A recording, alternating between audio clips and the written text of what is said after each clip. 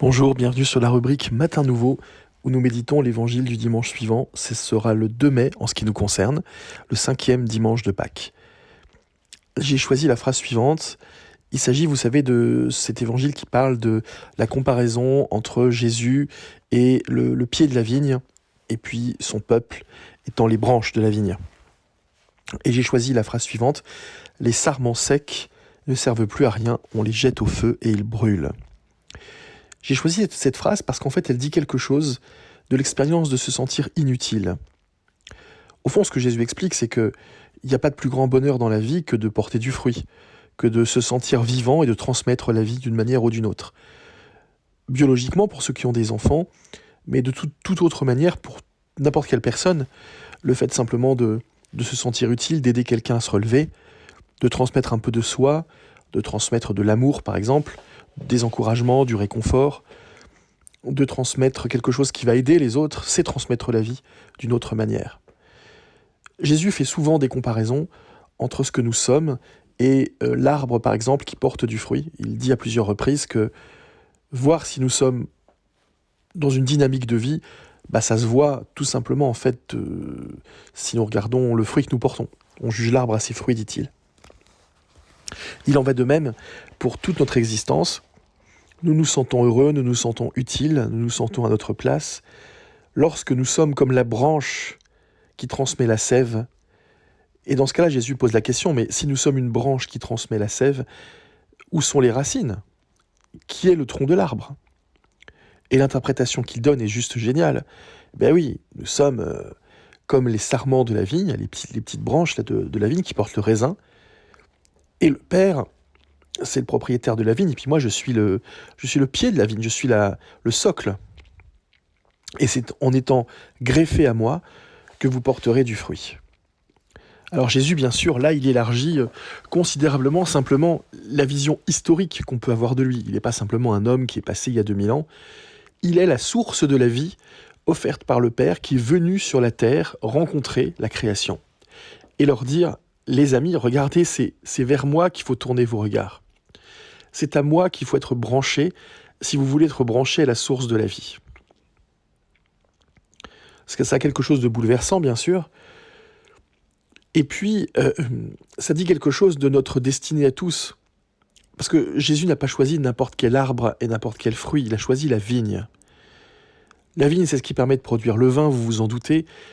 Et le vin est un des produits de la terre les plus précieux, déjà à l'époque de Jésus, parce que le vin, ce n'est pas simplement du jus de raisin, c'est le fruit d'un travail, d'une fermentation. Pour produire du vin, il faut beaucoup de patience. Et c'est pourquoi le vin est souvent plus cher à l'époque. Il est souvent associé à la joie, au banquet. Donc le vin, c'est quelque chose qu'on a mis du temps à produire. En fait, il en va de même pour nous. Le fruit que nous produisons parfois met du temps à devenir réellement ce qu'il est. Nous ne mesurons pas l'impact que nous avons les uns sur les autres. Et nous ne savons pas ce que nous avons semé. Et nous ne savons pas ce que ça donnera. Ça demande beaucoup de patience et ça demande un rapport au temps et une sorte de recul nécessaire. Et ça demande en tout cas de vérifier que nous sommes toujours bel et bien des vivants, qu'à travers nous la vie passe, se transmet. Et c'est une belle occasion, cet évangile, de vérifier où nous en sommes sur ce point. Parce que la phrase évidemment que Jésus dit, elle est un petit peu rude. Un sarment qui n'est plus relié à l'ensemble, il se dessèche et il ne sert plus à rien.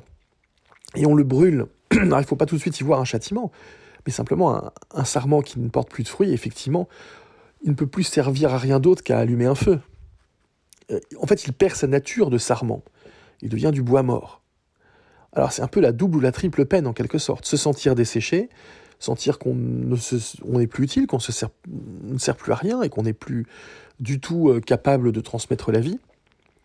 Et puis cette espèce de tristesse immense que de savoir que si je ne porte plus de fruits, si je ne transmets plus la vie, eh bien mon utilité devient très minime effectivement.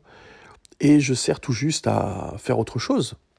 Alors c'est utile du bois sec pour allumer du feu, mais c'est pas sa nature première. La nature première d'un sarment, c'est pas d'allumer un feu. Sa nature première est d'être porteur de vie. Donc, nous sommes invités à bien vérifier dans notre vie que cette dynamique de vie que nous sentions si fort quand nous étions enfants, quand nous étions adolescents, quand nous étions jeunes, que nous voulions refaire le monde.